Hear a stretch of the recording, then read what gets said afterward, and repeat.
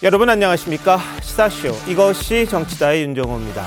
검찰이 대장동과 위례특혜 비리 의혹의 정점으로 지목됐던 이재명 민주당 대표에게 설 연휴 이후 소환을 통보했습니다. 자, 추석 날짜는 연휴 이후 27일, 30일 이런저런 말이 나옵니다만 검찰은 27일 소환하는 걸 이야기를 했다고 합니다. 이 대표가 성남FC 후원금 의혹에 이어서 대장동 의혹으로도 조사받게 됐는데요. 검찰이 두 사건을 묶어서 구속영장을 청구한다. 이런 이야기까지 나오고 있습니다. 자, 엿새 만에 또다시 검찰 소환 통보를 받은 이재명 대표 이슈 전문가들과 바로 짚어보도록 하겠습니다. 어서 오십시오. 안녕하세요.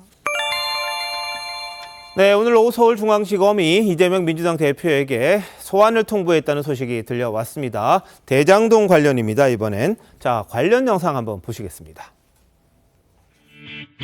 어차피 답은 정해져서 기소할 것이 명백하고 또 조사 과정에서도 그런 점들이 많이 느껴졌습니다.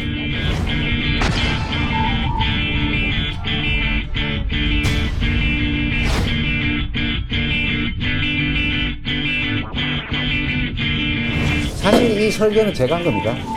이동주 사장이 이제 실무자로 당시에 도시주택공사 담당 임원이었죠. 먹지 못하게 이렇게 해라.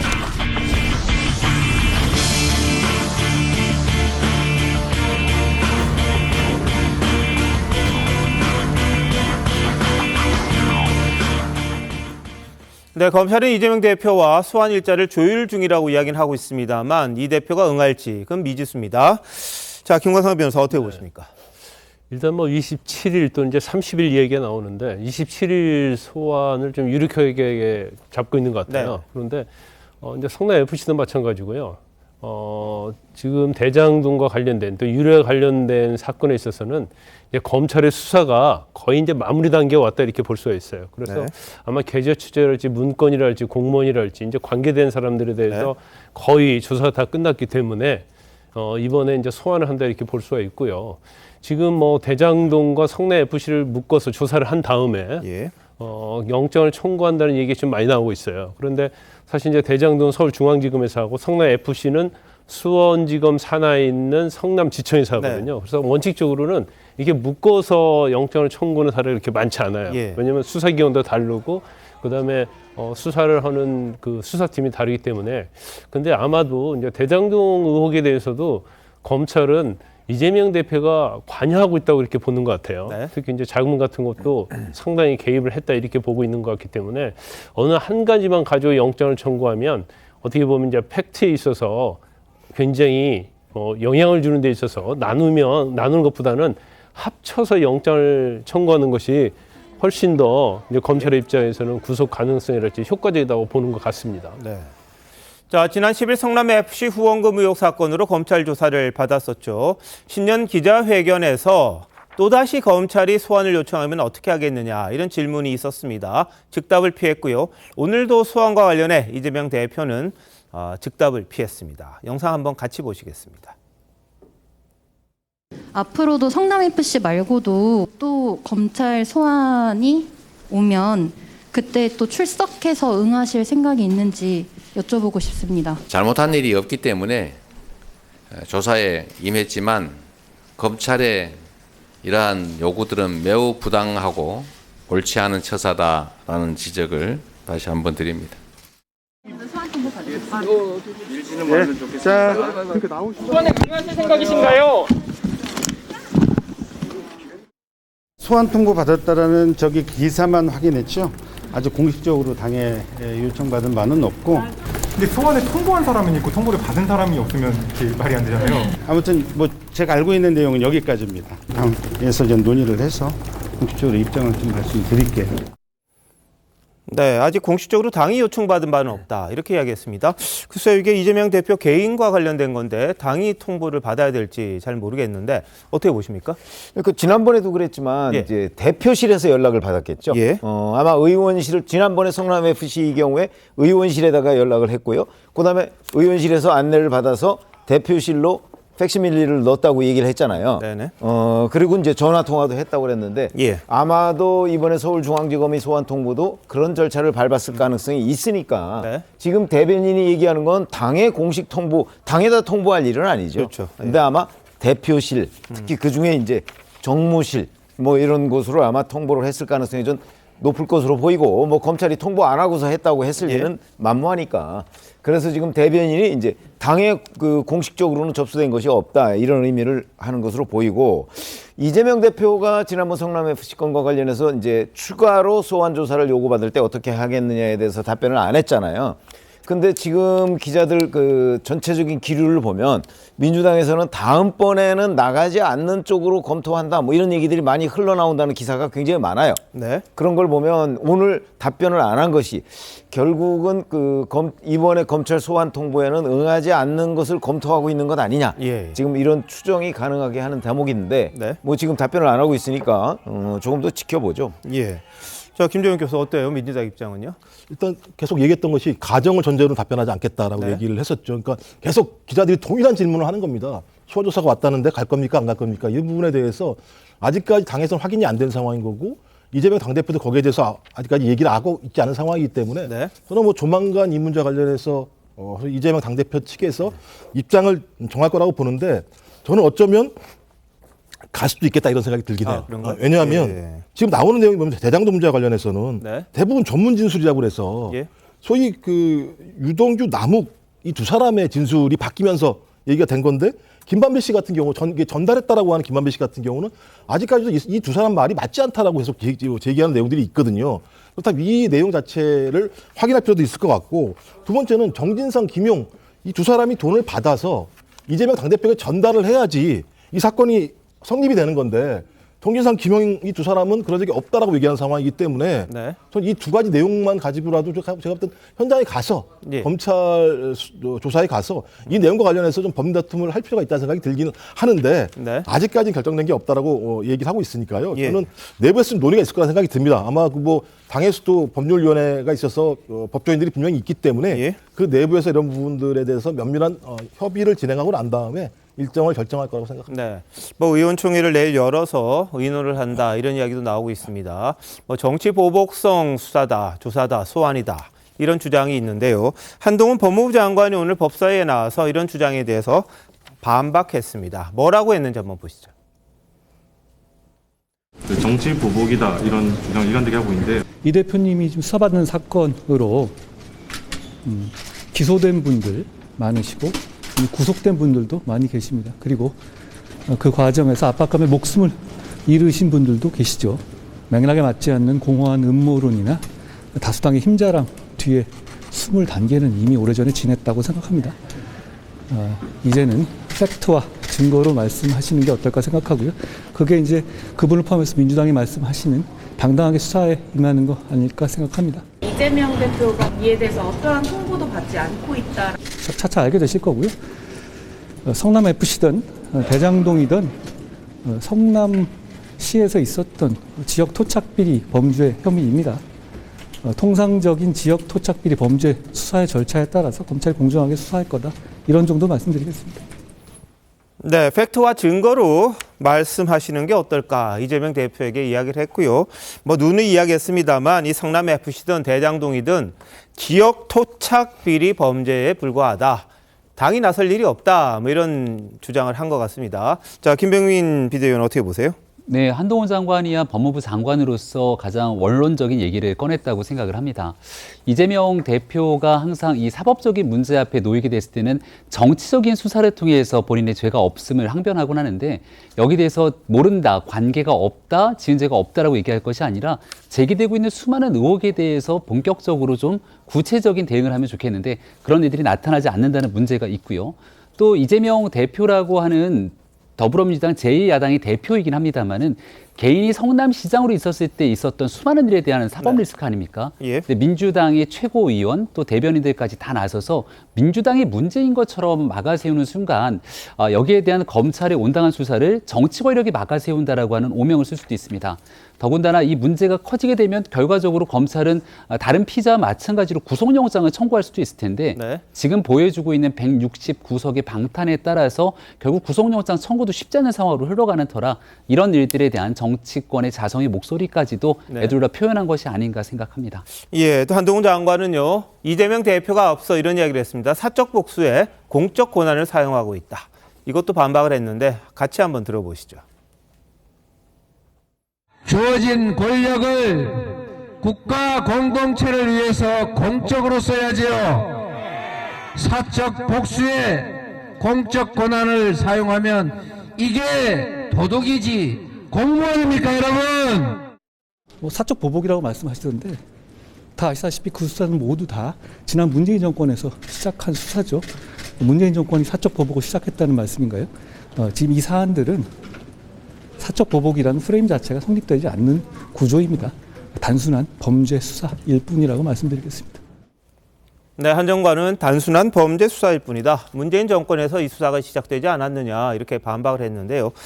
자, 장현주 변호사, 민주당 법률위원회도 계시고 어떻게 하실 거예요?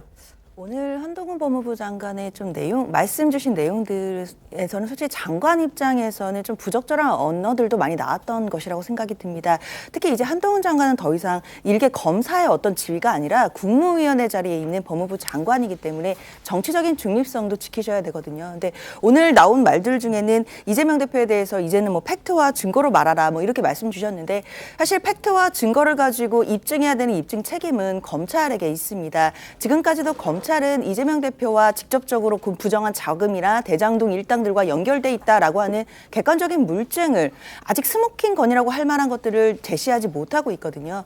그렇다고 한다면 검찰 입장에서 그 팩트와 증거를 제시해야 되는 것이지 이재명 대표가 그 부분을 제시하면서 할 수 있는 입증 책임이 피의자나 피고인에게 있는 것은 아니거든요. 네. 그런 부분을 제일 잘 알고 계실 장관이시기 때문에 오늘 얘기들은 사실 이재명 대표가 유죄라는 추정을 하면서 말씀하신 거 아니냐라는 우려까지 있는 정도이기 때문에 네. 사실 정치적인 중립을 지키셔야 되는 장관 입장에서는 오늘 나온 얘기들 발언들이 너무 수위가 세지 않았느냐라는 우려가 분명히 있는 것 같고요. 예. 그리고 이재명 대표에 대해서 이제 소환 통보가 오늘 됐는 것이고 네. 일단 당에서는 그 어떤 그 일정이라든지 일정을 조율할 여지가 있는지 이제 이런 부분부터 확인을 해야 될 것 같고 그다음에 지도부와 그다음에 그 당에 소속되어 있는 의원들의 생각까지도 함께 다 모아봐서 그다음에 소환의 요구에 응할 것인지 아니면 하더라도 날짜는 언제로 할 것인지 그런 부분은 정하게 될 것으로 그렇게 판단이 됩니다. 네.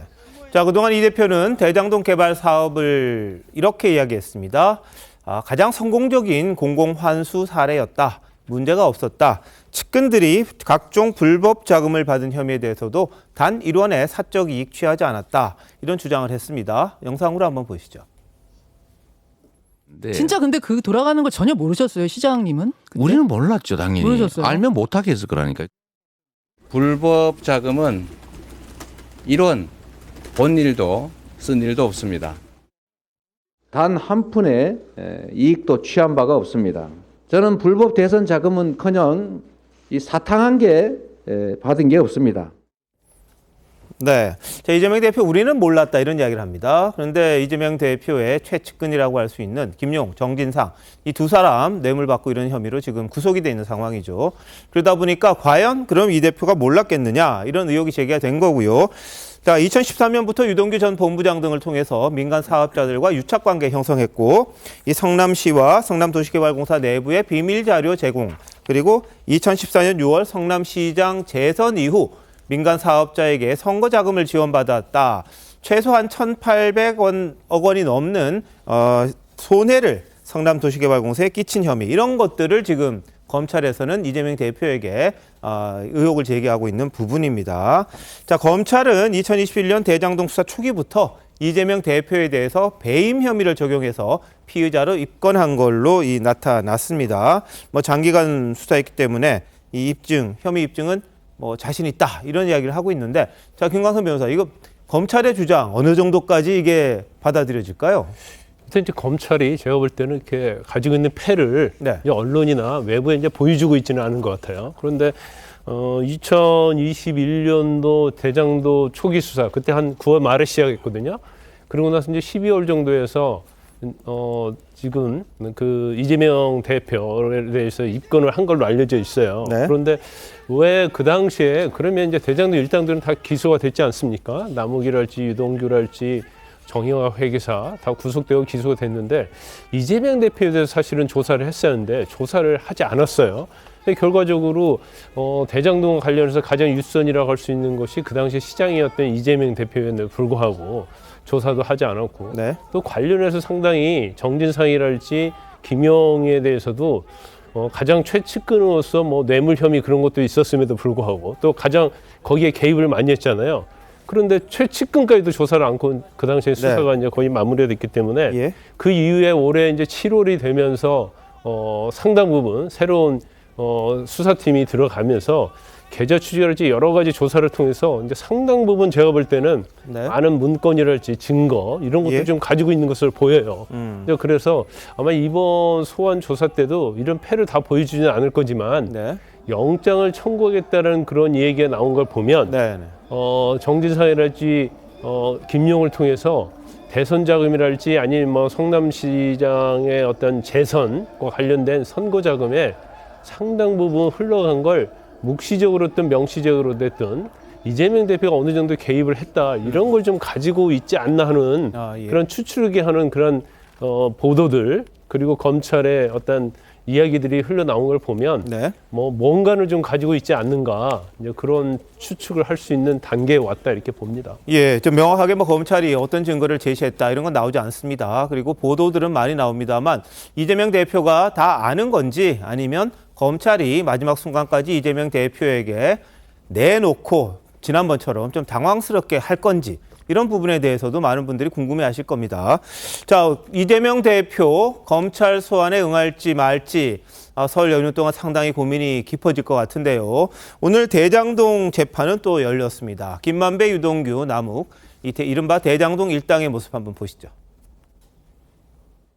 기자들 유흥업소 술값을 대납했다는 보도가 나왔는데 분양대행업자에게 건넨 140억 모두 대장동 수익 은닉 성격이라는데 한 말씀 부탁드립니다. 지난 재판에서 측근들이 무고하다고 하는 건 어떤 의미인가요? 대장동 특혜를 이재명 시장이 승인한 게 맞다 이런 입장이신가요? 김만배 씨가 재판 거래에 대해서 뭐라고 얘기하시나요? 안녕하세요. 그 대장동 사업 관련해서요. 성남시 패싱하고 이재명 시장에게 직접 보고하신 적이 있으신가요? 보고하신 게 맞나요? 이재명 당시 시장에게 대장동 특혜 관련 직접 지시 받으신 게 있으신가요? 네, 뭐 최근 들어서 법원 들어갈 때는 아무 말 안 하고 이 피고들이 들어갔습니다. 김만배, 유동규, 남욱 이들에 대해서 이해충돌방지법 위반 혐의도 추가 기소하기로 검찰은 했다고 합니다. 자, 근데 뭐 이 사람들이 하는 건 하는 건데 지금 검찰은 이재명 대표가 이들과의 어떤 관계를 갖고 있고 이들로부터 어떤 도움을 받았고 결과적으로 어떤 뭐 이 금전적인 그런 아니면 뭐 무형의 이익을 얻었는지 그런 부분들을 따져 들어갈 것 같은데요. 자, 최근 나온 보도가 하나 있습니다. 뭐냐면 이 대표가 성남시장 시절에 민간 사업자의 수익을 늘리는 결정하면서 이례적으로 성남시를 패싱하고 이 유동규 전 본부장 등 성남 도계공 관계자로부터 직접 보고받은 정황을 확인했다. 이런 보도입니다. 앞서 성남 도공 관계자 유동규 전 본부장의 위세가 등등했다. 이 증언한 적이 있었거든요. 한번 보실까요? 유동규는 오히려 그런 건 과신 안 했어. 그러면 왜냐 할 필요가 없는 거니까 이미 발광체니까 얘기 안 해도 다 알아서 기는데 그죠? 인사도 자기 마음대로 독단적으로 유동규라고 정진상이라고 많이 의논해서 이러시는 게 많죠. 시장이 그냥 완전히 다 전권을 주다시피 한 거죠. 도시공사에서도 그 각종 사업들이 다 시에로 가면서 정진상이 협조받고 시장 결재받고 하는 것들이 많잖아요. 그러니까 그 정진상이나 이재명이 관련된 거는 유동규가 이제 거의 다. 순서가 그렇게 있잖아. 이재명, 정진상, 물론 이제 거기 김용희도 해놨지만은 그다음에 이제 유동규, 유한기 이렇게 되는 거 아니에요? 네, 뭐 유동규의 위세에 대해서 이렇게 증언하는 분들이 있었는데요. 오늘 동아일보 보도에 따르면 성남시에서 대장동 업무 담당하던 공무원이 유 전 본부장이 이 대표에게 직접, 당시 시장에게 직접 보고하는 걸 보고 굉장히 당황했다. 뭐 이런 증언을 한 걸로 보입니다. 이거 어떤 의미입니까? 그러니까 보통의 경우에는 이제 성남도시개발공사는 성남시의 산하기관이잖아요. 예. 그러니까 성남도시개발공사에서 무슨 의사결정을 하려고 하면 예. 성남시의 그 담당 공무원이 있어요. 네. 그 사람을 통해서 협의를 하고 그 사람이 뭐 이제 시장한테 결재를 받거나 아니면 그 사람 입회하에 시장한테 가서 같이 보고를 하거나 이래야 되는데 네. 그 성남시의 담당 공무원을 제끼고 예. 직접 유동규 전 본부장이, 유동규 당시 본부장이 이재명 시장한테 보고를 했다는 얘기인데 저렇게 보면 이제 지금까지 알려진 거는 중간에 또 정진상 실장이 있는 걸로 알려져 예. 있잖아요. 그러니까 아마 유동규 전 본부장이 정진상 실장하고 상대를 해가면서 이재명 당시 성남시장하고 직거래했고 예. 실제 담당 성남시 공무원은 거기 의사결정 과정에서 배제되거나 아니면 간접적으로 들었거나 뭐 이런 걸 지금 증언하고 있는 것으로 보여요. 예. 그렇게 되면 이재명 당시 성남시장이 이 주요 결정을 본인이 어떻게 했는지에 대해서 지금까지는 사실 결재 서류는 있는데 발언은 제대로 나와 있지가 않아요. 뭐 알았는지 몰랐는지 이런 부분이 있으니까 만약에 저런 느낌이 있다면 앞으로 그러면 이 대장동 사건과 관련한 주요 결정을 이재명 성남시장이 뭐 유동규 전 본부장이나 아니면 정진상 전 실장이나 이런 사람들한테 직접 보고받고 결재했다. 그런 걸 그 주변에서 뒷받침하는 정황이 됩니다. 예. 자, 김종욱 교수 보실 때는 이걸로 좀 부족한가요? 어떻습니까? 제가 볼 때 이 내용으로 뭘 알 수 있는지 잘 모르겠어요. 말씀하신 것처럼. 대부분 정황이지 않습니까? 네. 정황에서 나온 내용들을 가지고 있는데 핵심은 그런 거죠. 그러니까 어떤 문서가 올라가서 어떤 내용을 누가 결재했는가의 부분이 나와야지만 그걸 가지고 그것이 위법인지 아닌지를 확인할 수 있는 건데 지금 나오는 건 뭐 당황했다 본인이 에너지가 넘쳤다 대장처럼 느껴졌다. 그러니까 이게 지금 제가 볼 때 상당히 이런 감정적인 내용들이 주된 것들이에요.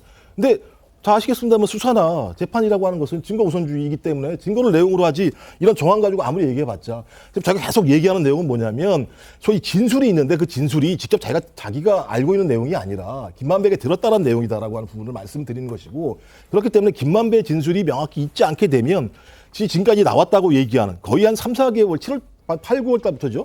계속 나왔던 내용들 자체가 증거로 채택되지 않을 가능성이 되게 높기 때문에 그 부분들을 말씀을 드리는 것이고요. 또 하나는 지금 예를 들면 계속 지금 대장동 문제와 관련해서는 대장동 밀당 또는 정진상, 김용, 이재명 당대표만 얘기하고 있는데 다른 사건들도 포괄적으로 다 나오고 있지 않습니까?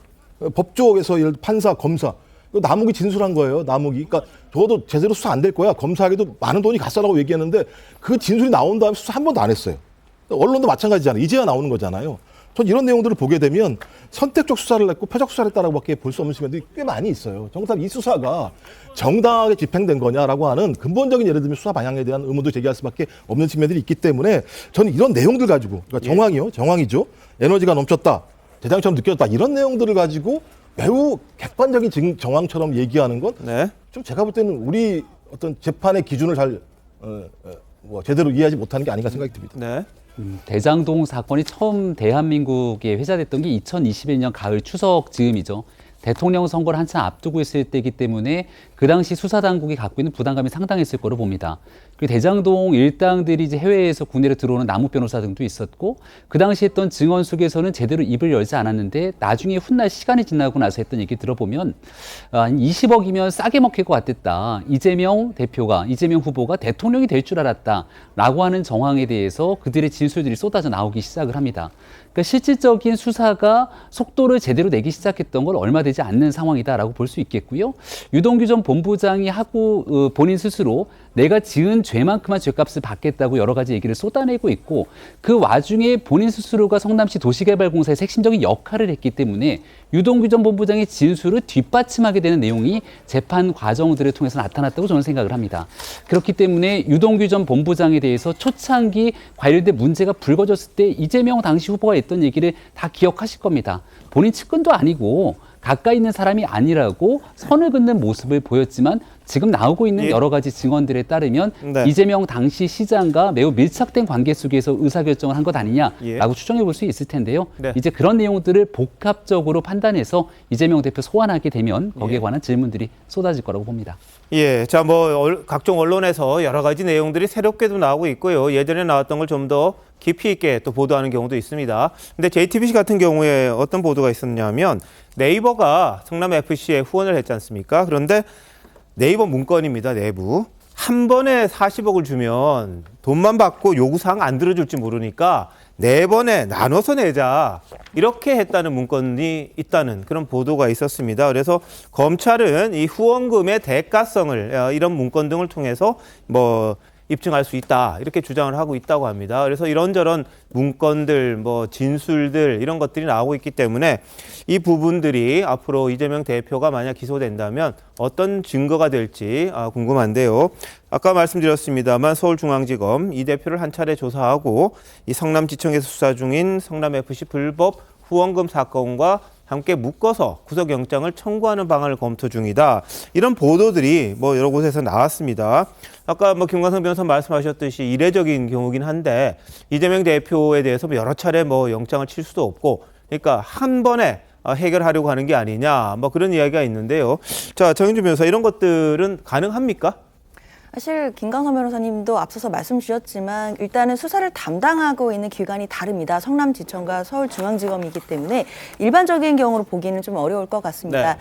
다만 일단 검찰이 갖고 있는 야당 당수에 대한 수사라는 점에서 부담감을 생각했을 때는 구속영장을 만약에 청구하게 된다라고 하면 두 사건을 연계해서 할 가능성도 분명히 열려 있는 것 같은데요. 사실 성남FC 건 같은 경우에는 제3자 뇌물죄인 것이고 이게 법리적으로 쟁점이 좀 많이 있습니다. 특히 부정한 청탁과 그 대가 관계를 인정할 수 있느냐, 입증해낼 수 있느냐에 대한 네. 또 법리적인 공방도 있는 것이고요. 예. 그리고 성남FC 사건 자체가 2014년, 15년 그 즈음에 일어났던 것이라서 증거인멸 우려가 지금 있다고 보기 어렵고 그리고 야당 당수가 도주할 우려가 있다고 보기 어렵기 때문에 성남FC 사건은 이미 소환 조사를 마쳤지만 구속 사유가 있느냐에 대해서는 좀 법조계에서도 의견들이 많이 갈리고 있거든요. 네. 그럼 검찰 입장에서는 국회에 체포 동의안 이런 논란은 차치하고서라도 일단 구속영장은 성남FC 관련돼서 청구를 했을 경우에 과연 구속 사유로 인정받아서 발부가 될 것이냐에 대해서 또 회의적인 그런 의견들이 있을 수 있습니다. 그렇기 때문에 만약에 구속영장을 청구했다가 발부가 안 되고 기각이 되게 된다면 검찰로서는 치명적인 타격을 입게 되는 것이기 때문에요. 성남FC 사건만을 가지고 네. 소환 조사까지 마쳤지만 그 사건만 개별적으로 구속영장을 청구하는 것은 예. 지금 검찰로서 굉장히 부담을 갖고 있는 것으로 그렇게 저는 판단이 듭니다. 그렇기 네. 때문에 만약에 신병을 확보하기 위한 강제 수사로 전환을 한다라고 하면 대장동 수사까지 마친 후에 예. 그 후에 한번 검토를 해보지 않을까라는 것이 현실적인 분석인 것 네. 같습니다. 근데 이게 이제 성남FC 건과 관련해서 저희가 법조계 인사들을 좀 취재를 해보면요. 이거 한 건만 가지고서도 저는 구속영장을 충분히 청구할 수 있다고 그게 압도적 다수입니다. 네? 저희가 취재해보면. 예. 그렇기 때문에 성남FC 건과 관련해서 지난 10일 이재명 대표 불러서 조사했죠. 그것만 가지고서도 충분히 청구할 수가 있는데 지금 대장동 수사도 거의 막바지에 왔단 말이죠. 예. 그러니까 성남FC 건 만약에 구속영장 청구하면 체포동의서 국회에 와서 부결될 것이고 네. 그러면 대장동과 관련해서 또 이재명 대표 소환 조사해서 또 그 과정을 반복해야 된단 말이죠. 예. 그래서 이렇게 하나 청구했다가 부결되고 하나 청구했다가 또 부결되고 이러면 그 자체로서 절차를 따르는 것 같기도 하지만 네. 그러나 너무 이렇게 쪼개기식으로 하면 그거에 대한 여러 가지 또 문제가 있을 소지가 있어서 네. 그렇게 하지 말고 어차피 비슷한 시기에 끝나니까 예. 앞에 이 덩어리로 구속영장 청구를 한꺼번에 하고 그다음에 이제 백현동이나 변호사 비대나 이건 아직도 수사가 진전이 덜 됐거든요. 그렇죠. 그거는 또 다음번에 네. 하고 아마 이렇게 묶는 방안을 검토하고 있는 것 아닌가. 그래서 예. 성남FC 건과 대장동을 함께 묶어서 구속영장을 청구하는 방안을 네. 검토하고 있다. 저희는 그렇게 취재하고 있습니다. 알겠습니다. 자, 이재명 대표 검찰 소환에 응할지 안 할지 설 연휴 동안 이제 고민을 할 것 같습니다. 어떻게 결론이 날지 저희들이 후속으로 전해드릴 텐데요. 또 하나 고민이 민주당에는 있는 것 같습니다. 김성태 전 쌍방울그룹 회장 내일 오전 귀국을 하는데 귀국행 비행기에 타자마자 체포가 될 걸로 보입니다. 검찰이 그렇게 하겠다 그랬는데요. 김성태 전 쌍방울 회장의 체포 소식이 들리자 민주당 일부에서는 이 대표 소환 시기에 맞춘 기획 체포다 이런 주장을 했습니다. 자, 오늘 한동훈 장관이 바로 반박했는데 어떤 내용인지 한번 들어보시겠습니다. 이재명 대표가 검찰에 수사받으러 간 날, 소환된 날, 김성태 회장이 체포됐다는 게 이게 정말 저는 우연의 일일까? 뭐 7, 8개월 동안까지 국내 돌아오지 않고서 저항권을 행사할 수가 있었는데 하루 사이에 자진 귀국으로 지금 알려져 있지 않습니까? 어느 정도 꽤 맞춘 그런 시나리오가 지금 진행되고 있지 않나. 뭐 저항권 운운하시고 그 송환의 배후가 있는 거 아니냐 이런 말씀을 하시던데요. 멀쩡한 기업을 사냥해서 주가 조작하고 돈 빼돌리고 정치인에게 뒷돈 주고 그리고 북한에 몰래 돈 준 범죄인이 수사받다가 해외로 도피하면 최선을 다해서 잡아와야 하는 것이 국가의 임무입니다. 저는 민주당이 이번 범죄인 송환에 대해서 왜 이렇게 예민하게 생각하고 그리고 어떻게든 트집을 잡아보려고 하는지 잘 이해가 안 갑니다. 그런데 국민들께서 진짜로 궁금해하시는 것은 깡패 잡아오는 배후가 아니라 깡패 배후일 거라고 저는 생각합니다. 네, 한 장관, 민주당이 왜 이렇게 범죄인 송환에 민감해 하느냐, 예민해 하느냐 이해가 안 된다 이렇게 이야기를 했고요. 특유의 그 깡패론 주장했습니다. 국민들이 진짜 궁금해하는 건 깡패 잡는 배후가 아니라 깡패의 배우일 거다 이렇게 이야기를 했는데요. 자, 김광석 위원사 어떻게 들으셨어요? 안민석 의원이 뭐 그동안 음모론을 한두 번 제기한 게 아니잖아요. 근데 맞는 경우가 없었어요. 그리고 굉장히 보면 비합리적이고 상상의 날개를 좀 많이 핀 것이 아닌가 그런 생각이 드는데요. 기획 체포설 이 얘기를 하고 있는데 이 뭐 김성태 전 회장이 태국에 있는 사람이잖아요.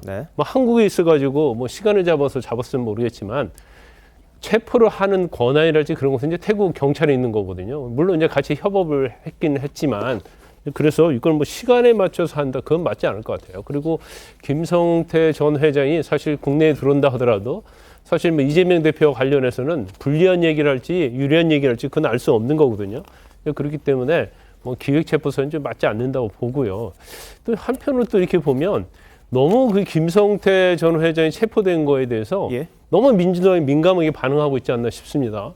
지금 뭐 속옷 내복을 사입은 거 외에는 전혀 관여 없다고 얘기를 하고 있잖아요. 그러면 와서 조사를 받는다 하더라도 사실 뭐 오히려 이재명 대표에게 유리한 얘기를 할 가능성이 크겠죠. 전혀 관계가 없다고 하면.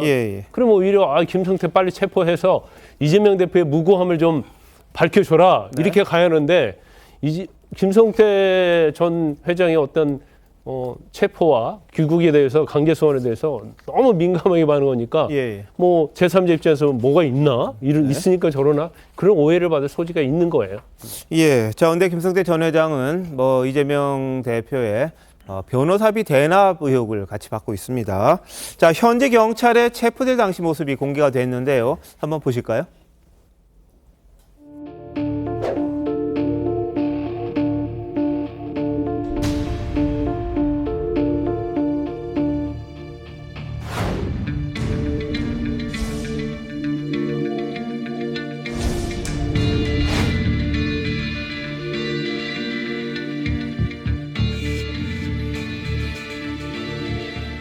네, 태국 검거팀이 오니까 뭐 저항은 없었고요. 그냥 순순히 신분증 내주고 그냥 체포가 됐습니다. 뭐 한간에 무장한 사설 경호원이 있었다 이런 이야기 있었습니다만 그건 아닌 것 같이 보이고요. 거액도 없었다 이렇게 이야기를 합니다. 검찰은 내일 기내에서 체포영장을 발부해서 집행할 예정이라는데 예전에 남욱 변호사는 그냥 공항 들어왔다가 이 검찰에 그냥 조사받고 바로 나왔던 그런 적이 있었지 않습니까? 그러니까 좀 차이가 나는 그런 모습입니다. 자, 김정욱 교수, 김 전 회장의 귀국 어떤 의미가 있을까요? 일단 그 전에요. 저는 한동훈 법무부 장관은 제가 볼 때는 계속 검찰청법을 갖다 위반하다는 생각이 들어요.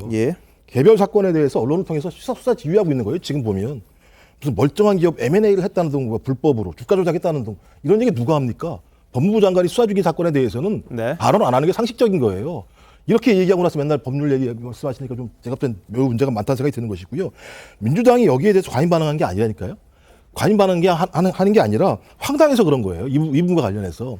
맨 처음에 이 사건이 발생했을 때 그 내용이 뭐냐면 소위 이 씨와 최 씨의 녹취록 내용입니다. 네. 이 씨와 최 씨라는 두 사람의 녹취록 내용을 보면 이모 변호사, 그러니까 이재명 당대표의 변호를 맡은 뭐 이모 변호사겠죠. 이모 변호사가 평소 20억 원 정도의 변호사비를 받는 분이라고 소개를 하고 이런 내용이 나오는데 이 부분과 관련해서는 이렇게 얘기한 이유가 제3자로부터 기부금 1억 원을 받기 위해서 소위 허풍으로 한 것이다라고 하는 내용에 대해서 이 녹취록에 등장했던 최 씨가 검찰의 진술서에서 진술을 한 내용이 있어요. 네네. 이 내용을 가지고 시작이 된 거고 또 그 다음에 20억 정도가 갔다라고 얘기하는데 20억이 간 사람은 이재명 당대표의 변호사가 아니고요.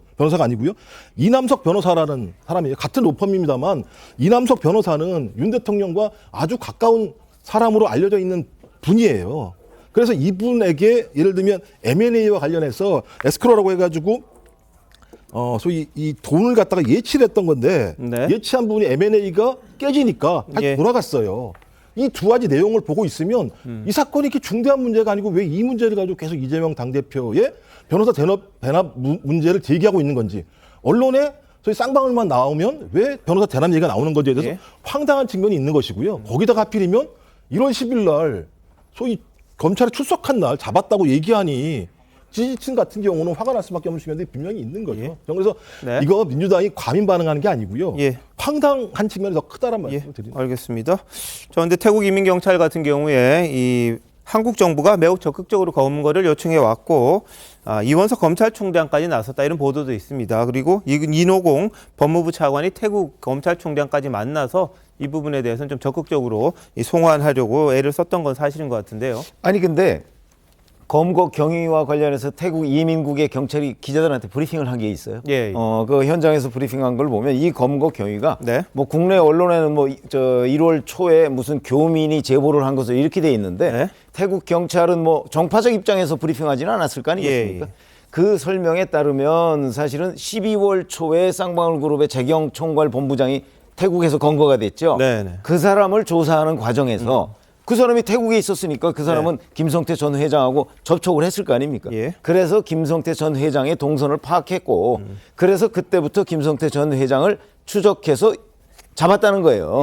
그렇기 때문에 뭐 이게 무슨 그 이재명 대표 무슨 검찰 출석하는 날은 이재명 대표가 그 날짜 정한 거 아니에요. 정했기 때문에 그걸 뭐 태국 경찰한테 알려서 뭐 같이 날짜를 조율하고 그랬을 가능성은 제가 보기에는 없는 것으로 보이고 변호사비 대납 의혹은 이 부분과 관련해서 이제 깨어있는 시민연대라는 친문단체가 그 변호사비 대납 의혹으로 고발을 했으니까 그래서 이제 자꾸 그 쌍방울과 변호사비 대납 의혹을 연결시켜서 우리가 말을 하는 거죠. 알겠습니다. 아직 사실 여부는 확인된 게 없죠. 검찰이 뭐 가능성 여부에 대해서 이야기를 한 건 있습니다만 뭐 지난번에 녹취 공개된 게 있는데 그게 명확하게 변호사비를 냈다 안 냈다 얼마였다 이런 부분에 대해서는 좀 불투명한 부분도 있습니다. 정황으로 뭐 볼 수는 있습니다만 직접적인 증거가 될지는 좀 지켜봐야 하는데요.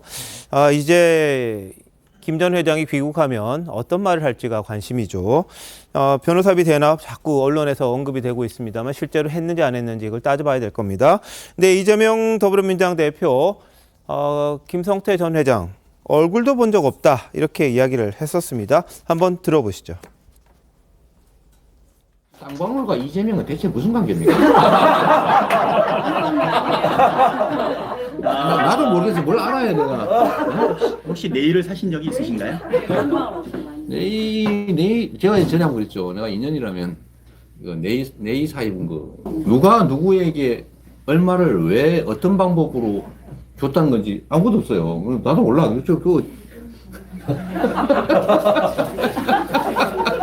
어처구니가 없는 거죠. 도대체 저는 김성태라는 분 얼굴도 본 일이 없거든요. 근데 그분이 왜 제 변호사비를 내며 그 받은 사람은 대체 누구냐 그럼 그 사람 잡아가든지 정말 황당무계해요. 조만간 뭐 사실관계하고 내용을 좀 정리해야 되지 않을까 싶습니다. 있어야 정리를 하죠. 아무것도 없다. 내복 사회 문제. 네, 자 김성태 전 회장도 KBS와 인터뷰를 했습니다. 이재명 대표 만날 계기도 없었고 만날 만한 이유도 없었다. 그 이재명 때문에 제 인생이 이렇게 초토화됐다. 전화 통화도 한 적 없다. 이렇게 강하게 부인을 했습니다. 자, 어떻게 보십니까? 그 이재명 때문에 인생이 초토화됐다라고 하는 저 말이 굉장히 의미심장하다고 생각합니다. 그런가요? 그러니까 예를 들어서 김성태 전 회장이 정말 건실하게 살아왔고 아무런 지은 죄가 없고 이재명 대표의 연관성이 없다면 왜 이재명 대표 때문에 인생이 초토화됩니까? 검찰이 관리하던 조폭 출신이라는 것이 모르는 사람이 없을 것이고요. 왜 김성태 씨에 대해서 국민들이 분노하고 있냐면 검찰의 수사 상황들을 빼돌려서 확인한 다음에 해외로 도피하지 않았습니까? 그리고 해외로 도피하고 난 다음에도 황제 도피라 불릴 정도로 국내에 있는 유흥업소 적개건들까지 데려다가 유유자적 도피했던 상황들에 대해서 다 보도가 되고 나니까 국민들께서 경악하고 있는 것 아닙니까? 그리고 김성태 씨가 어저께 한 언론과 인터뷰했던 내용들을 보니까 북한에 돈 건넨 거에 대해서 내 돈으로 보냈다고 인정을 하더라고요. 본인 스스로 배임에 대해서는 막고 싶은 모양일지 모르겠습니다만 전환사채라고 하는 핵심적인 고리로 쌍방울과 계열사관에 있었던 자금 거래 때문에 배임, 횡령 등에 관해서 상당한 부분의 의구심과 문제를 제기되고 있는 상황입니다. 이로 인해서 일반적인 투자자들, 주주들이 입게 된 피해는 굉장히 큰 금액에 달할 수 있고요. 이렇게 엄청나게 문제를 저지르고 있는 범죄자가 해외로 도피해 있는데 그 해외로 도피해 있는 사람을 잡아오게 되는 건 대한민국 검찰이 해야 되는 가장 중요한 문제 아닙니까? 그런데 이런 사람들을 전격 검거했다고 소식이 나오게 되는데 그럼 정치권에서 통상적으로 나오게 되는 건 빨리 송환해서 문제에 대한 진실을 밝혀라가 주된 내용이 돼야 되는데 여기에 대해서 민주당이 기획, 체포, 운운하게 되는 메시지를 내게 되니까 왜 민주당이 이렇게 과민 반응할까라고 하는 얘기들이 나올 수밖에 없게 되는 상황이겠죠. 이제 내일 김성태 전 회장이 대한민국에 들어오게 되면 변호사비 대납의혹은 그 많은 쌈방울에 대한 내용 중에 하나인 겁니다. 그리고 이재명 대표와의 연결고리 하나만 딱 집어서 얘기하면 이화영 전 평화부지사, 경기도지사가 시킬 수 있는 최고위직 정무직 한 자리가 평화부지사고요. 쌍방울의 임원으로 있다가 들어오게 된 케이스, 쌍방울의 주요 직책에 있다가 들어오게 된 케이스고 경기도에 있으면서도 쌍방울의 법인카드를 막 썼기 때문에 구속까지 됩니다.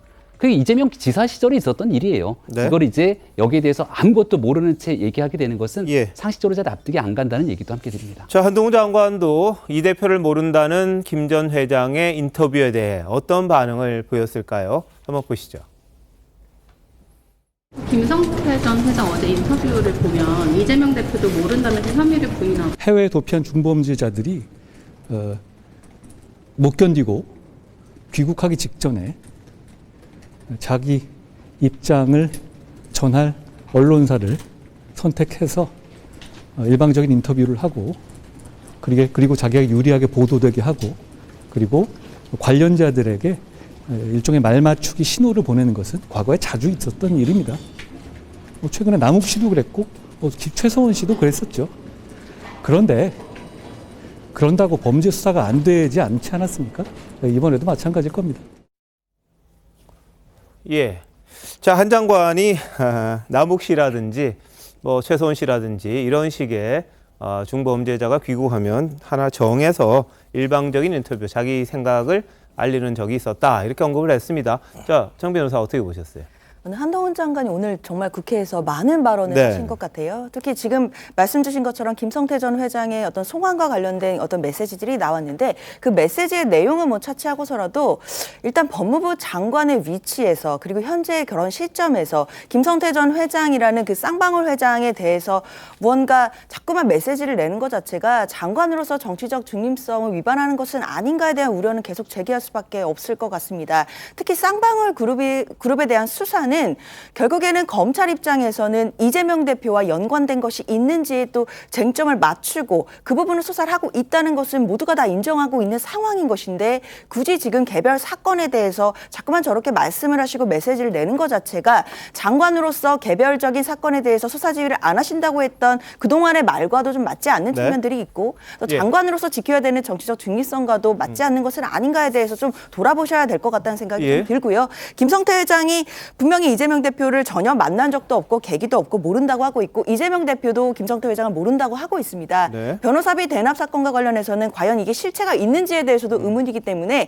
내일이면 김성태 회장이 국내로 들어오게 되니까요. 빨리 수사해서 변호사비 대납 의혹에 관련해서는 신속하게 진실이 규명됐으면 좋겠습니다. 알겠습니다. 자, 한 장관이 또 법사위에서 의원들의 질문에 답하는 과정에서 일부 사건의 성격을 규명을 했습니다. 지금 법사위가 야당은 전원 불참을 했어요. 그리고 여당 의원들만 이 질의 진행을 하다 보니까 아주 동무대가 되는 게 아닌가 싶습니다. 자, 그러다 보니까 한 장관이 이야기한 부분이 있습니다. 한 장관은 이 절차에 따라 이 대표에게 소환 통보를 했다, 이런 보고를 받았다. 일부 지금 야당에서는 전화 하나 해서 변호사한테 이야기해서 언론 플레이하고 있다, 이런 내용이 좀 나오고 있습니다. 그러다 보니까 이 절차에 따라서 통보를 하고 이 조율 중이라고는 보고를 받았다, 이런 이야기를 했고요. 또 성남FC 핵심은 부정한 청탁 유무다, 부정하게 청탁한 게 있었냐 없었냐다. 그리고 인허가권이라는 건 공적 업무인데 이걸 사고 팔 수는 없는 거다, 이런 이야기를 했습니다. 그리고 공적 업무를 사고 파는 것이야말로 제3자 뇌물죄에 해당된다, 이런 한 장관의 주장을 이 국회 법사위에서 여당 의원 질의에 대해서 답하면서 제3자 뇌물죄에 대한 정의까지 내렸습니다. 자, 어떻게 보셨습니까? 한 장관이 저렇게 이야기하고 있고, 근데 김성태 전 회장이 들어왔을 때 이 자신의 생각을 언급을 할 가능성도 있어 보이는데 어떻게? 그렇죠. 아니 이제 김성태 전 회장은 이제 KBS 인터뷰를 전체를 다 보면요. 그러면 그러니까 다 죄가 없다는 거예요. 거기서 유일하게 하나 인정하는 거는 이제 북한에 돈을 준 부분, 그것도 뭐 640만 달러가 아니고 200만 달러 정도를 얘기했는데 그것도 회사 돈으로 준 게 아니고 자기 개인 돈으로 줬기 때문에 만약에 그걸 못 받았다면 자기 개인 돈 그냥 잃은 거다. 그럴 경우에는 이제 외화도피가 되잖아요. 신고 안 하고 나갔으니까. 그런 정도만 하나 인정을 하고요. 나머지는 배임 혐의도 인정 안 하고 뭐 횡령 혐의도 인정 안 하고 변호사비 대납 뭐 물론이고 이재명 대표 얼굴 아느냐는 것도 물론이고 뭐 다 부인해요. 근데 그러면 작년 5월 말에 왜 해외로 도피했죠? 저는 그 인터뷰를 봐가면서 첫 번째로 드는 느낌이 그거예요.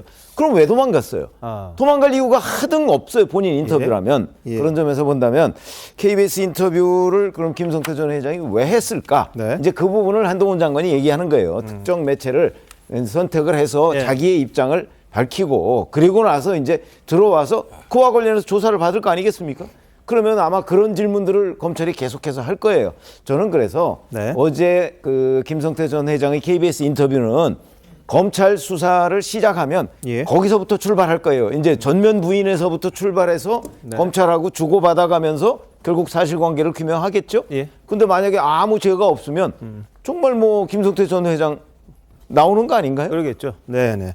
자, 그러다 보니까 국민의힘에서는 이재명 대표를 향해 이렇게 이야기를 합니다. 같이 골프 친 김문기 전 처장도 모른다더니 김 전 회장도 모르느냐, 왜 다 모르느냐, 이런 비판인데 한번 들어보시죠. 이재명 이해찬의 측근들과 법률 대리인들이 줄줄이 쌍방울과 연을 맺고 있는데 이재명과 김성태는 서로 모르고 전화 한 통 한 적도 없다고 하니 이걸 믿을 국민들이 있겠습니까? 하긴 자신과 열흘 넘게 해외여행을 함께 가서 종일 골프 치고 다니던 부하도 모른다고 한 게 이재명 대표니 더 할 말은 없습니다. 김정일 의원이 비대위원이 저렇게 이야기를 했습니다. 쌍방울 그룹의 이 대표 관련 인사들이 굉장히 많은데 어떻게 그걸 모른다고 하냐, 김성태 전 회장을 모른다고 하느냐, 뭐 이런 주장입니다. 사회이사를 보면은 이화영 전 부지사 포함해서 뭐 여러 명이 있어요. 여러 명이 그 자신을 변호해줬던 사람도 있고 뭐 이런저런 사람들이 왜 하필이면 쌍방울의 사회이사들 저렇게 많이 하고 있느냐. 오늘 중앙일보 보도는 이해찬 전 대표의 또 전직 보좌관도 사회이사로 있었고 뭐 이런저런 분들이 굉장히 많습니다. 그러다 보니까 이게 뭔가 관계가 있는 게 아니냐, 뭐 그런 이야기입니다. 자, 김 교수님 어떻게 보십니까? 그러니까 이게 이렇게만 보면 또 그렇게 또 느껴져요. 근데 반대로 얘기하면 쌍방울 사회이사가 41명입니다. 그중에 검사가 9명이에요. 근데 그 9명 중에서 대체적으로 윤석열 과거에 사단이라는 얘기를 듣는 사람이에요. 그럼 이 사건을 어떻게 보겠습니까? 만약에 야당 입장에서는 윤석열 사단이 벌인 어떤 사건이라고 볼 수 있는 건 아니겠어요? 근데 여기 예를 들면 소위 이재명 측근이라고 얘기되는 또 이재명 측근도 아닌 것 같아요. 몇몇 분들은 이해찬 측근이라고 보이는 분들이 계신 것 같은데 이렇게 예를 들어 프레이밍을 짜서 왜 이런데도 모르느냐라고 말씀하시는데 아니 그럼 사회이사가 거기 들어가게 되면 거기에 있는 오너에 대해서 얼굴을 다 봐야 되는 겁니까? 얼굴을 볼 수 있습니까? 보죠. 그러니까 일부러 볼 이유가 없는 거죠. 아니, 사회이사면 이사회를 하기 때문에 아니요. 측근이라고 얘기되는 사람이 사회이사라고 얘기를 하니 그럼 예를 들면 자기 측근이 사회이사로 가게 되면 거기는 오너를 만나나 이런 말씀을 드리는 것이고 개연성이 별로 없는 내용을 가지고 왜 모르냐고 계속 물어보면 모르는 걸 모른다고 얘기하지 그럼 안다고 얘기합니까? 네 측근이 사회이사로 가는데 왜 거기는 오너를 몰라라고 말씀하시면 안 되는 측면이 있는 것이고요. 또 하나는 5월 달에 해외로 나가 도피한 것도 이 변호사 대납 문제가 아니잖아요. 제가 알기로는 거기 수사관이 주가 조작 내부 거래 문제와 관련해서 정보를 주니까 그때 나간 거잖아요. 그 내용 때문에 나간 거거든요. 그다음에 또 하나 이화영 평화부시장 얘기하면서 계속 예를 들면 저희 대북 송금 얘기하는데 이화영 부지사는 이걸로 걸린 거 아니에요. 상방울 뇌물 받은 거로 걸린 거지. 그러니까 다 섞어가지고 예를 들면 모든 게 다 혐의가 있는 것처럼 정확히 나눠야 돼요. 예를 들면 문제와 관련해서는. 전 그래서 다 수사하시죠. 뭐 예를 들면 진짜 말씀하신 것처럼 6명이 소위 이재명 당대표의 측근이라고 얘기하면 검사 같은 경우도 윤석열 대통령의 측근이 9분이나 계시다고 얘기하니 어떤 일이 벌어진 건지 한번 확인하게 되면 실체가 나타나지 않겠습니까? 알겠습니다. 뭐 다 잘못했으면 조사해야죠. 죄를 지었으면 벌을 받는 거고요. 그런 부분인데 자 근데 김 전 회장 금고지기로 불리는 뭐 김모 씨 쌍방울 재경 총괄 본부장 이번에 같이 귀국하지 않는다고 합니다. 들어올 것처럼 이야기를 했다가 국내 송환이 김 전 회장이 되니까 입장을 바꿨다는 건데 자 그러면 한 귀국이 1년여 정도 늦춰진다 이런 이야기가 있습니다. 그럼 실체 규명에 좀 어려움이 있지 않겠느냐 이런 이야기를 하고 있는데요. 장 변호사님 이게 뭐 어떻게 될 것 같아요? 일단 송환 거부 의사를 이제 표명을 하고 이제 정식 소송으로 가게 된다는 거니까요. 1심 소송이 나더라도 1심 소송의 판결이 나더라도 그 판결에서도 만약에 항소를 해서 불복을 해서 계속해서 재판을 끌게 된다면 뭐 올해 안에도 송환이 어려워질 수 있다라는 또 예측들도 나오고 있습니다. 그러나 지금 쌍방울 그룹이 받고 있는 혐의들 중에는 뭐 이재명 대표와 관련이 있다라는 의혹을 받고 있는 변호사비 대납 뭐 이런 것만 있는 것이 아니고요. 쌍방울 그룹 자체의 어떤 배임이나 횡령 부분도 분명히 큰 축으로 수사 대상으로 있습니다. 그렇기 때문에 금고지기의 역할 그리고 금고지기로부터 조사를 해야 될 것들이 검찰 입장에서 굉장히 많을 텐데요. 돌연 귀국을 거부하고 그거 시간을 끌게 된다라고 한다면 당연히 검찰 입장으로서는 수사에 차질이 생기는 게 아닌가라는 우려가 생길 수밖에 없을 것 같습니다. 그렇다고 하더라도 검찰 입장에서는 추적할 수 있는 자료들이 또 많이 있습니다. 계좌 추적이라든지 또 객관적으로 보이는 자료들이 있기 때문에 금고지기의 어떤 진술이 없더라도 할 수 있는 수사들이 있는 것이고 그리고 쌍방울 전 회장이 김성태 회장이 주요 피의자로서 지금 국내에 송환이 되기 때문에요. 이걸 가지고도 검찰 수사는 분명히 진행될 수 있는 거고 쌍방울 그룹 자체 내 어떤 비리 혐의 수사는 박차를 가할 것으로 그렇게 판단이 됩니다. 알겠습니다.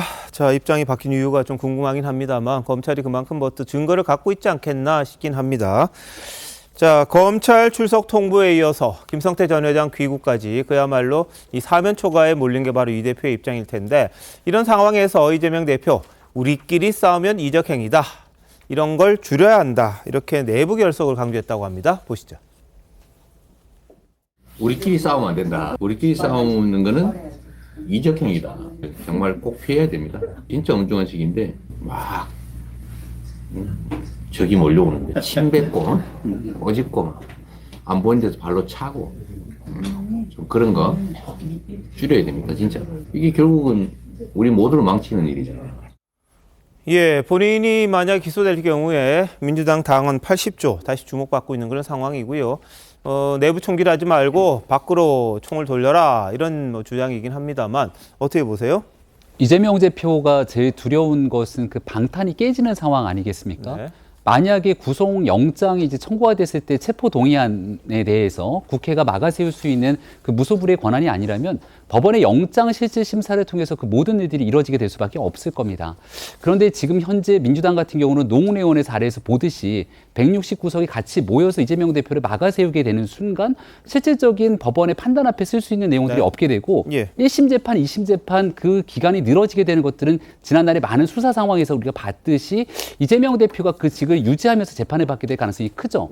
또 조금 전에 얘기했던 건 당대표 되는 시점에 당원 당규를 개정해서 기소가 되게 되면 당직에서 물러나도록 만들게 된 것을 꼭 이재명 대표를 위해서 만든 것처럼 여기에 대한 예외 조항을 두지 않았습니까? 그러니까 지금 민주당 내에서의 단일 대우가 흐트러지고 여기에 대한 부결 절차가 되게 되는 순간 이재명 대표 입지가 흔들릴 수 있기 때문에 여기에 대해서 훨씬 더 이재명 대표 중심으로 당을 다잡기 위한 노력을 가는 것 같은데 당내 여론들이 꼭 한 목소리로 가는 것만은 아닌 것처럼 보입니다. 예, 자, 뭐 뇌물이라든지 이런 거 받으면 바로 당직 정지하게 돼 있는데 예외 규정, 정치 탄압인 경우에는 또 당무위원회 의결을 통하면은 그게 또 무효가 되는 그런 경우가 있습니다. 이걸 보고 이재명 대표의 기소라든지 이런 것들을 염두에 두고 한 게 아니냐 그런 비판이 좀 있었죠.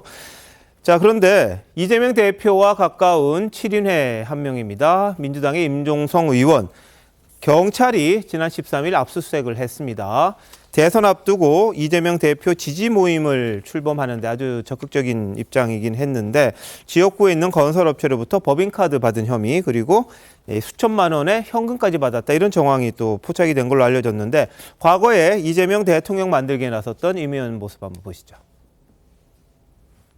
김영삼 준비해 새로운 대한민국 이재명은 정권 재창출을 이룹시다. 우리 이재명 후보를 반드시 대통령으로 만듭시다. 네. 자, 뭐 좀 공교롭기도 합니다. 이재명 대표가 소환되고 이런 상황에서 7인회의 1인 임종성 의원에 대해서 이렇게 경찰이 또 압수수색하니까 장혜주 변호사, 이거 정치 탄압입니까? 사실 그 부분은 아직 뭐 당에서 입장이 정리되거나 한 건 없는 것 같은데요. 모든 검찰의 수사를 정치 탄압이다라고 뭐 민주당이 주장하는 것은 아닙니다. 다만 이 수사에 대해서는 아직 압수수색만 이루어진 것이고 그 후에 어떻게 진행되고 있다 보도가 없기 때문에 지금으로서는 뭐다라고 판단하기는 좀 어려울 것 같습니다. 혐의 자체가 이제 부정청탁금지법 위반이라는 거 해서 이제 김영란법 위반인 것인데요. 이제 법인카드나 뭐 현금 수수 정황이 있다라는 것이고 관련해서 검찰이 혐의를 포착하고 압수수색까지 마친 단계입니다. 과연 검찰이 어떤 증거를 확보했는지 그리고 그 혐의와 관련해서 입증할 만한 자료들이 있는지는 아직까지 나온 것이 없기 때문에요. 지금으로서는 또 임종성 의원의 어떤 입장이라든지 이런 것도 알기가 어려워서 판단하기는 어려울 것 같지만 일단 이 수사가 어떻게 진행되는지를 조금 더 지켜봐야 될 것 같습니다. 네, 이거는 검찰이 아니고 이제 경찰이 한 건데 민주당이 경찰에 대해서는 좀 호의적이잖아요. 뭐 수사를 어떻게 했는지 한번 따져봐야 될 텐데 증거로서 또 말하고 검찰이 수사지휘를 할 수 있는 부분인지는 모르겠습니다. 이 부분은. 근데 여하튼 기소가 되면 어떤 식으로 될지 한번 지켜봐야겠습니다. 근데 경찰이 압수수색 통해서 뭐 물증 확보에 나섰다는 소식이 또 왔었습니다.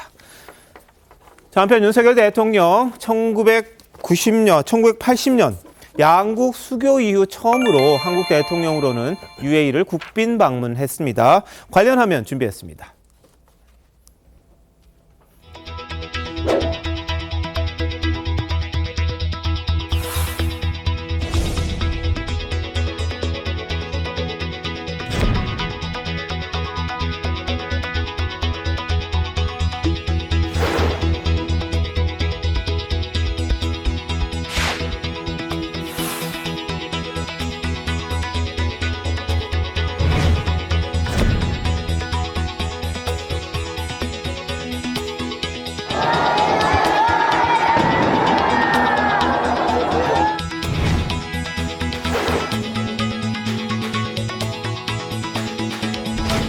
저와 우리 대표를 정말 따뜻하게 환대해 주신 것에 대해서 정말 깊이 감사합니다.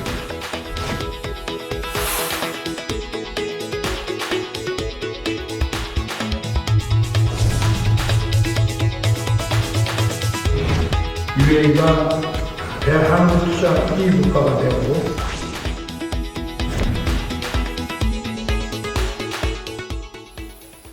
네, 뭐 국빈 방문이어서 그런지 모르겠습니다만 아주 극진한 예우를 받는 듯한 느낌이 듭니다. 비행기가 태극 무늬 가지고 또 에어쇼를 하고 궁에도 태극 문양을 새기고 뭐 국기는 뭐 말할 것도 없고요. 뭐 21발의 예포까지 하면서 엄청난 이 예우를 하고 있는데 왜 그런 겁니까? 아니, 그러니까 예를 들어서 21발의 예포나 아니면 이제 우리 공군 1호기가 그 접근했을 때 그 공군 전투기가 호위하고 이런 거는 이제 국빈 방문의 경우에 흔한 장면이고요. 여기서 우리가 그 좀 아주 이례적이다 하는 건 지금 말씀하신 그 궁궐의 이제 태극 문양 뭐 파란색, 빨간색 뭐 이런 것들로 이제 조명을 했고, 예. 그다음에 에어쇼를 벌였다는 얘기는 또 처음 들어요. 네네. 저런 장면에서. 예. 그다음에 또 하나 눈에 띄는 장면은 자, 딱 내렸는데 지금 저 장면이죠. 네. 그 어린이들이 다 한국말을 적어도 몇 마디 정도는 하는 사람들을 하는 친구들을 모아놨어요. 예. 저런 경우는 저 아랍에미리트에서 굉장히 신경을 많이 썼다. 그리고 준비를 많이 했다는 인상을 갖게 되는데 예. 뭐 나중에 좀 나오겠지만 이제 한국이 여러 그 어떤 이제 약속을 하면 그 약속을 잘 지키는 나라다 예. 하는 걸 UAE가 굉장히 감명을 많이 받은 것 같고 네. 이명박 정부 때 우리 원전을 수출했던 데 아닙니까? 그러다 보니까 그 바라카 원전을 수출하고 지금도 그 관리를 우리나라가 하고 있거든요. 네네. 아마 그런 부분들이 그 UAE가 한국에 대해서 가지고 있는 신뢰를 높이는데 상당히 기여를 한 것으로 보인다. 네. 그게 이번에 저 극진한 대접으로 그 연결된 것 아닌가 싶습니다. 네. 자, 지금 뭐 뉴스 보도를 보면요. 국빈 오찬에 최고의 귀빈에게 접대하는 낙타 요리가 김치와 함께 나왔다고 이렇게 보도가 나왔고요. 또 식사 중에는 우리 가수 정훈이 씨의 안개, 이게 UAE 전통 버전으로 좀 나왔고 아랍풍으로 편곡한 안개가 흘러나왔다고 그러고요. 이 UAE 전통 음악 멜로디가 섞인 퓨전 음악도 나왔다. 이런 이야기가 나왔습니다. 그러다 보니까 하나하나 굉장히 배려가 많았다. 이런 이야기가 나오고요. 특히 우리 대한민국의 굉장히 좋은 소식은 뭐냐? UAE가 300억 달러, 약 37조 원에 달하는 투자를 결정했다. 이런 발표를 대통령실에서 했습니다. 원전과 방산, 수소와 태양광 에너지, 양국의 전략적 협력 분야에 고루 투입될 거다. 이런 이야기가 나왔고요. UAE 국부펀드라는 게 굉장히 규모가 큽니다. 이게 아랍에서는 상당히 많은 돈을 갖고 있는 건데 한국 투자를 늘리는 내용 등을 포함해서 13건의 양해각서 체결까지 있었다고 합니다. 자, 김병민 교수, 이거 어떻게 봐야 되나요? 네, 아랍에미리트 입장에서도 단일 국가에 대한 투자로는 최대치라고 얘기를 하고 있고 대한민국에서도 애당초에 생각했던 것보다 훨씬 더 큰 환대를 받고 대한민국 기업들도 같이 갔습니다만 대한민국에 대한 이런 엄청난 투자를 끌어냈기 때문에 여기에 대해서는 뭐 대한민국 여야를 막론하고 윤석열 대통령의 해외 순방 성과에 대해서 높게 평가할 수밖에 없다고 생각합니다. 지금 나오게 된 양국 간의 관계의 핵심적인 연결고리는 저는 결국 원전이라고 생각하는데요.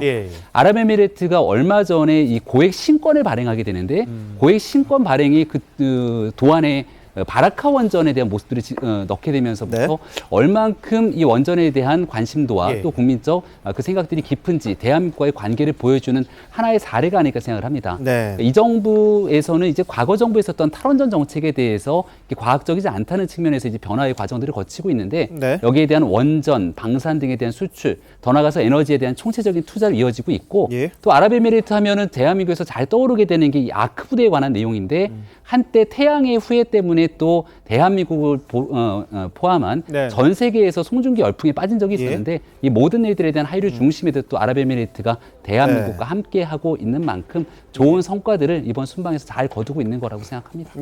8명의 장관, 100여 명의 기업인이 동행했고요. 특히 100여 개 대중소기업 기업인들이 UAE 측 인사들과 만나서 투자 수출 증대 방안 논의했습니다. 성과가 상당히 큰 걸로 많은 분들이 평가를 하고 있고 지금 아크부대 이야기했으니까 지금 보시는 장면입니다.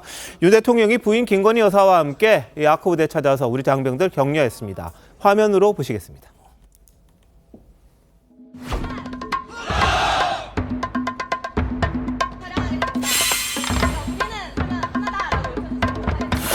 이것도 이상 없어. 50%까지 올라가. 그러니까 근데 이거 몰랐어요 그때.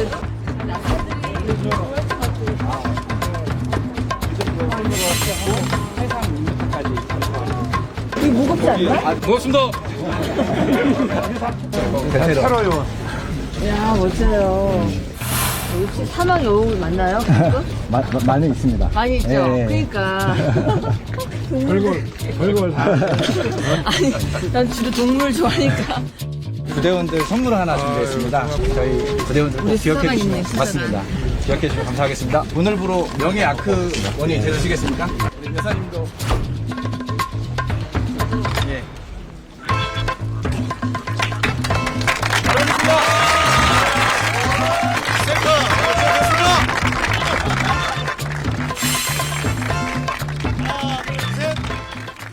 예, 참 세상 많이 변한 게 대통령 왔는데 이렇게 셀카 찍을 정도의 이 자유로움이 좀 있습니다. 아크부대원들이 대통령 부부를 굉장히 열렬하게 맞았고요. 뭐 아까 말씀하셨습니다만 드라마 태양의 후예가 아크부대를 배경으로 해서 이 화제를 모으기도 했었죠.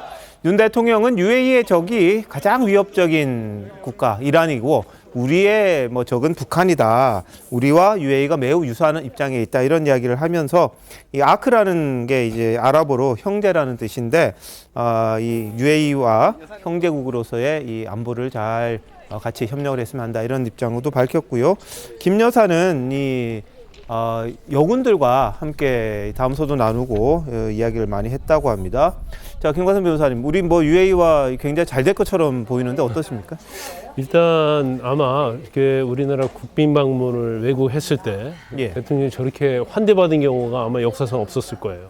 그리고 이번에 방문을 하면서 거의 뭐 300억 달러, 그러니까 한 37조 된다는 거 아니에요?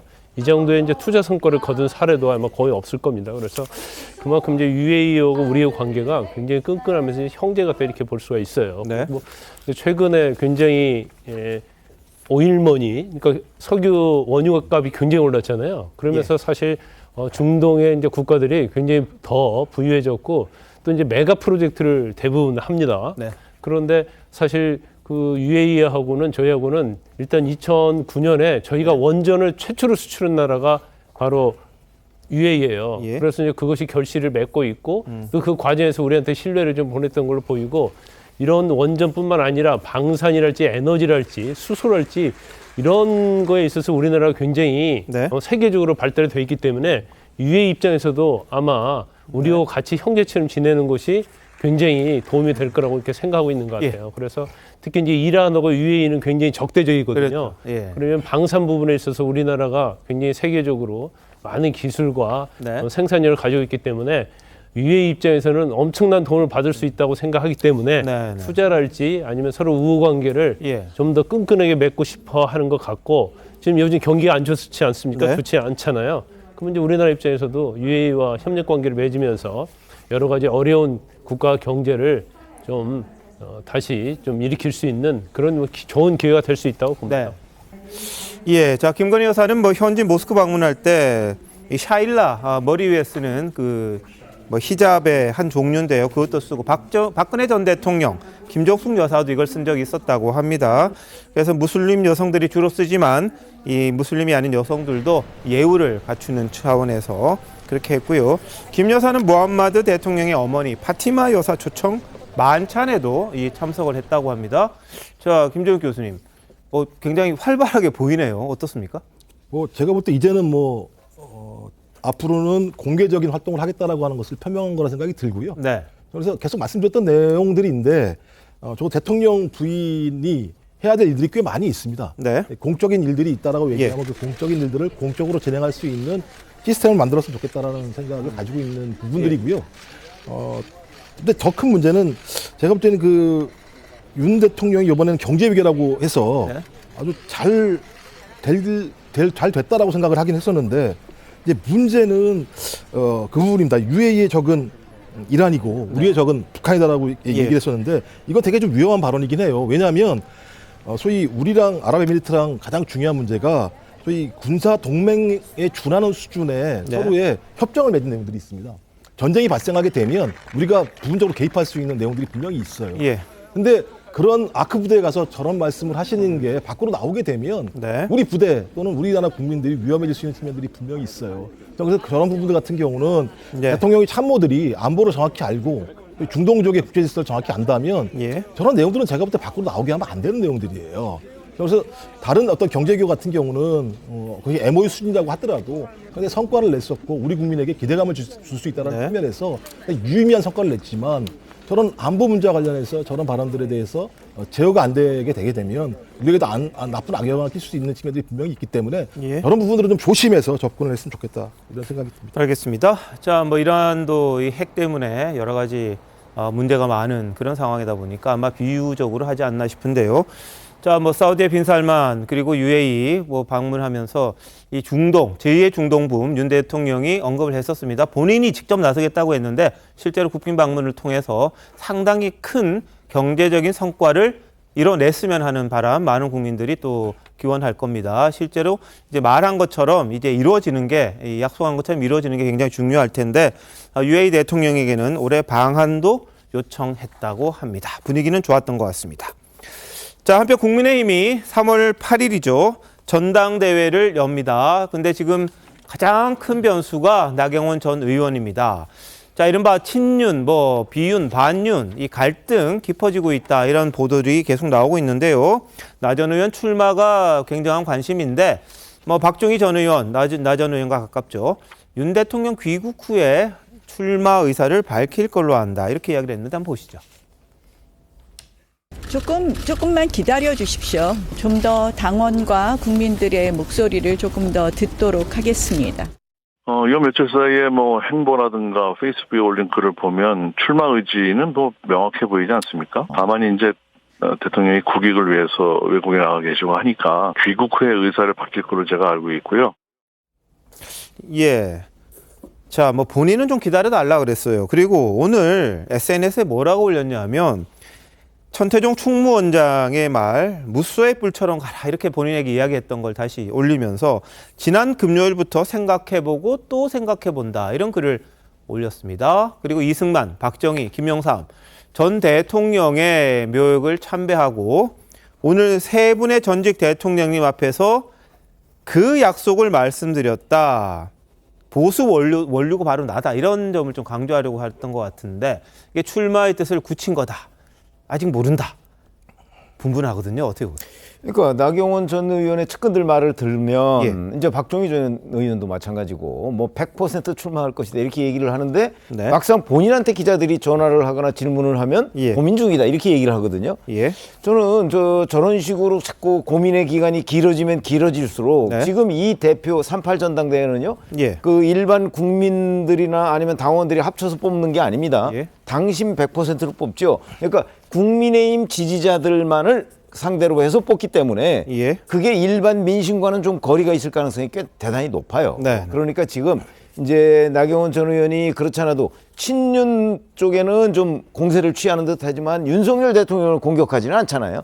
오히려 윤석열 대통령은 굉장히 우호적인 제스처를 보내고 있거든요. 그거는 바로 이번 대표 경선이 가지고 있는 특징 때문에 그래요. 당신 100%라는. 자, 그러면 일반 국민의힘 지지자들이 나경원 전 의원이 저렇게 좌고우면하는 모습을 봐가면서 어떤 이미지를 느낄까 하는 것까지도 저는 나경원 전 의원 정도면 생각을 해야 된다고 봐요. 그런데 그걸 생각을 안 하고 계속 저렇게 미루다 보면 지금 그러면서도 시간이 흐릅니다. 시간이 흐르면서 국민의힘 지지자들의 생각도 변할 수 있죠.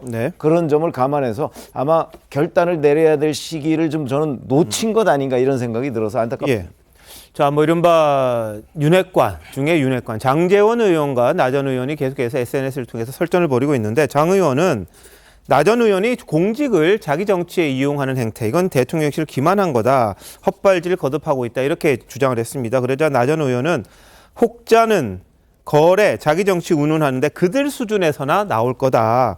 2016년의 악몽, 그러니까 친박, 진박으로 나뉘어졌다가 그때 이 갈등 때문에 총선 패배했던 그 상황을 또 언급하면서 반박글을 올리기도 했습니다. 그러면서도 오늘 나왔던 윤 대통령의 UAE 성과, 이 40조 원 가까운 투자 결정에 대해서는 윤 대통령의 강한 의지가 이끌어낸 성과, 가슴이 벅차오른다. 이렇게 지지하는 그런 모습을 보였습니다. 윤핵관과는 충돌합니다만 대통령과는 거리를 좀 두려고 하는 그런 모습인 것 같아요. 자, 김병민 교수 어떻게 보세요?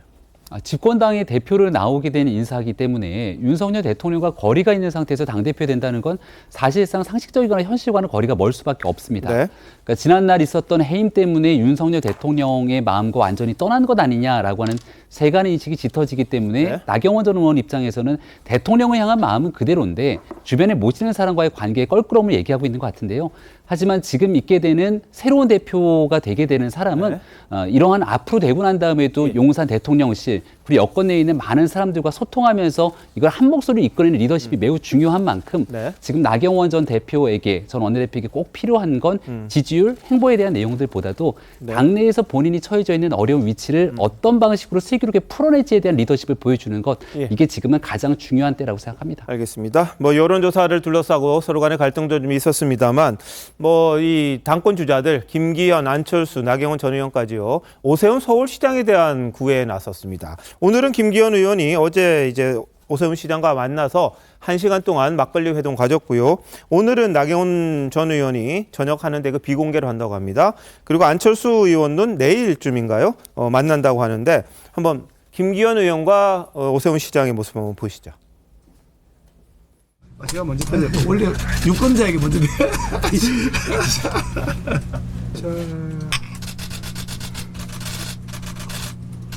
이 식당이 잔치집이어서 이름 그대로 우리 전당대회도 잔치집이 되고 우리 국민들도 행복한 나라 그리고 서울시 만들 수 있도록 제가 힘을 잘 보태겠습니다. 계속해서 이렇게 카메라 앞에서 하시려고? 아니 됐어요. 우리 얘기 좀 할게.